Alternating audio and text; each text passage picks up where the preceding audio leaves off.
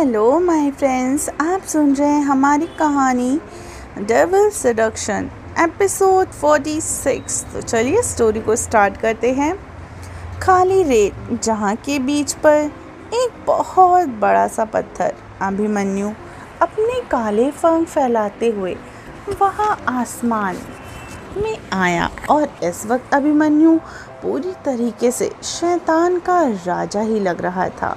कोई उसके इस रूप को देख ले तो वहीं डर के मारे ही मर जाए। अभिमन्यु ने अपनी आंखें बंद की, तभी वहाँ का बड़ा सा पत्थर हट जाता है। अभिमन्यु फिर नीचे आकर उदय के शरीर को घसीटते हुए अंदर की तरफ ले जाने लगा। रेहान भी उसके साथ ही था। अंदर बहुत सारे लोग काले कपड़े में खड़े थे। अभिमन्यु को देखकर सबने अपना चेहरा झुका लिया। उन सब लोगों का चेहरा नजर नहीं आ रहा था। अभिमन्यु उदय को वहाँ बीच में पटक देता है। उदय को ज़्यादा होश तो नहीं था।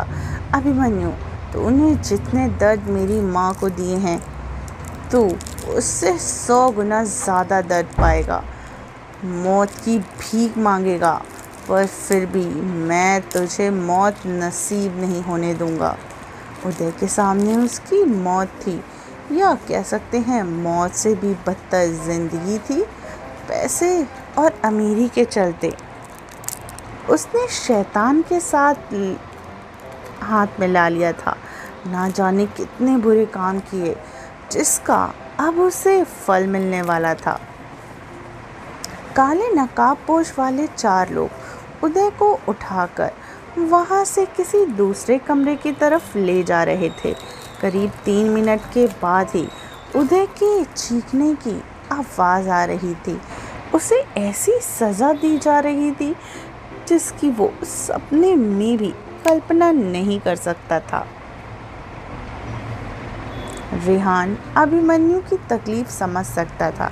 अभिमन्यु के पास जाकर उसने उसके कंधे पर पकड़ लिया और कहा। रेहान अभिमन्यु की तकलीफ़ों को समझ रहा था, लेकिन अभिमन्यु के पास जाकर उसके कंधे को पकड़कर कहता है, अभी अभी अभी चल यहाँ से, सब संभाल लेंगे हम लोग। लेकिन अभिमन्यु वहाँ से नहीं हिला। रेहान ने फिर बहुत कोशिश करने के बाद भी अभिमन्यु उसकी बात मानकर उसके साथ वहाँ से चला गया। रात हो चुकी थी। मल्होत्रा पैलेस में चाहत के रूम की लाइट्स इस समय ऑफ थी, पर स्टडी टेबल पे पास लैंप अभी भी जल रहा था। जहाँ चाहत बैठी उन्हीं किताबों को पढ़ रही थी जो वो लाइब्रेरी से उस रूम से लेकर आई थी। पढ़ते हुए उसने खुद से कहा, ये तो हमारी फैमिली के बारे में लिखा है, जहाँ वो नील झरने की हिफाजत करते हैं, पर इसमें मेरे बारे में तो कुछ नहीं लिखा। उन्होंने कहा था सारा जवाब मुझे यही मिलेगा, पर यहाँ तो ऐसा कुछ नहीं है। यहाँ तो उनके बारे में भी कुछ नहीं लिखा। चाहत ने इतना ही कहा, तभी उसे कुछ अलग सा एहसास होने लगा। चाहत ने अपने दिल की जगह पर हाथ रखकर कहा, मुझे ऐसा क्यों लग रहा है जैसे डेविल यहाँ आ रहे हैं। चाहत इतना ही बोल उस बुक को जल्दी से साइड में रखकर इधर उधर देखती है, पर अभिमन्यु वहाँ नहीं था। ये देखकर चाहत एक गहरी सांस लेकर लैंप ऑफ करके अपने बेड पर लेट जाती है। करीब 5 मिनट होते ही तभी अभिमन्यु को अपने पेट पर एक हाथ महसूस हुआ। चाहत इस छुअन को अच्छे से पहचानती थी। वो दूसरी तरफ मुड़ गई। चाहत कुछ कहती उससे पहले ही अभिमन्यु ने चाहत के सीने में अपना सिर रखकर उसे कसके अपनी बाहों में भर लिया। चाहत को आज कुछ अलग लगा। अभिमन्यु की बॉडी हल्की कांप रही थी। चाहत बिना कुछ कहे अभिमन्यु को पूरी तरीके से अपनी बाहों में भर लेती है। कुछ वक्त के बाद अभिमन्यु ने धीरे से कहा, चाहत तुम मुझे कभी छोड़कर मत जाना। अभिमन्यु की आवाज़ में एक दर्द था। चाहत अभिमन्यु के सर को चूमकर बोलती है, नहीं जाऊंगी और कभी नहीं गई। भी तो फिर से आपके पास लौट कर ही आऊँगी। अभिमन्यु और कुछ नहीं बोला। दोनों बस इसी तरह एक दूसरे के गले लगाए थे। कुछ वक्त के बाद ही अभिमन्यु को चाहत की बाहों में ही सुकून की नींद आ गई और चाहत भी सो गई। वहीं दूसरी तरफ साहिल के साथ अवनी थी। 7 दिन के बाद आज संडे था। मल्होत्रा मैंशन में करण नेहा के पास आकर कहता है, बाहर चलोगी? नेहा, कहाँ? करण, घूमने। वहीं वानी जी, बेटा कहीं बाहर जाओ, तुम्हें भी अच्छा लगेगा। नेहा ने मुस्कुराकर हाँ में कहा और करण फिर नेहा को कार में लेकर चला जाता है। दोनों बच्चों के पार्क में गए थे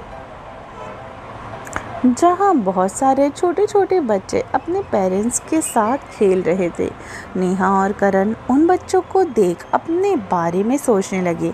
आगे चलकर उनके भी ऐसे ही बच्चे होंगे जो उनके साथ खेलेंगे। नेहा को यहाँ आकर बहुत अच्छा लग रहा था। उसने अपने हाथ अपने पेट पे चलाते हुए यानी प्यार से उसे सहलाते हुए कहती है, करण। और नेहा कुछ वक्त वहाँ गुजार कर फिर अपने घर के लिए ही निकल गए। कार के अंदर नेहा को थोड़ा अजीब लग रहा था, जैसे कोई उनका पीछा कर रहा हो। नेहा पीछे मुड़कर देखती है तो बहुत सारी कार्स थी और बाइक भी थी। कार फिर एक जंगल के रास्ते की तरफ आई जहाँ कुछ 1 या 2 गाड़ियाँ ही जा रही थीं। नेहा को फिर कुछ अजीब सा एहसास हुआ। नेहा ने पीछे मुड़कर देखा जहाँ कुछ नहीं था, बस खाली सड़क। नेहा को इस वक्त अंदर से बेचैनी हो रही थी। नेहा को कुछ परेशान देखकर करण पूछता है, क्या हुआ नेहा, तुम ठीक तो हो ना? नेहा, मैं ठीक हूँ, पर आज ऐसा लग रहा है जैसे हम घर से बाहर आए हैं उसी वक्त से ही कोई हमारा पीछा कर रहा हो। नेहा की बात सुनकर करण ने पीछे मुड़कर देखा। उसने जब कुछ नहीं देखा तो नेहा से बोला, शायद प्रेगनेंसी की वजह से तुम्हें ऐसा लग रहा हो। करण ने इतना ही कहा था कि तभी उसकी कार चलना बंद हो गई। रोड के दोनों तरफ जंगल था। करण नेहा से, मैं देखता हूँ क्या हुआ, ये बोलकर करण कार से उतर जाता है। कार की प्रॉब्लम देखकर उसके पास के मैकेनिक को कॉल लगाया। करण के पास नंबर इसलिए था क्योंकि पहले भी कभी कार खराब हुई थी। ऐसे में नंबर रखना उसे याद अच्छा था। करीब 20 मिनट के बाद ही मैकेनिक आया। नेहा अभी तक कार के अंदर ही थी। तभी एक ठंडी हवा का झोंका उसके चेहरे से होकर गुजरा। नेहा को काफ़ी अच्छा लगा। वो कार के नीचे उतर गई। करण और मैकेनिक के सामने थे। नेहा जंगल को ध्यान से देखती है। तभी उसे लगा जैसे कोई दौड़कर उसके पास आ गया हो। नेहा हल्का चौंक कर पीछे हो गई, फिर अपना चेहरा करण की तरफ किया। उसी वक्त नेहा के कान में एक धीमी सी आवाज़ आई, तुम्हारा बच्चा। नेहा डर कर पीछे देखती है। इधर कार भी ठीक हो गई थी। करण ने मैकेनिक को पैसे दिए, फिर नेहा के पास आकर बोलता है, चलो घर चलते हैं। नेहा को करण की आवाज़ सुनाई ही नहीं दी।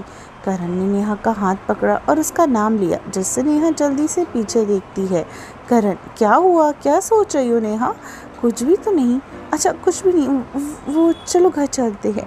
नेहा के ये कहने के बाद दोनों जाकर जल्दी से कार में बैठ गए।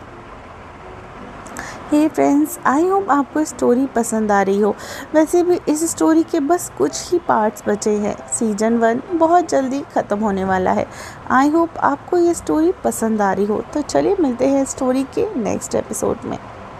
तब तक अपना ख्याल रखिए और सुनते रहिए डेविल सेडक्शन सिर्फ टिनी FM जान के साथ।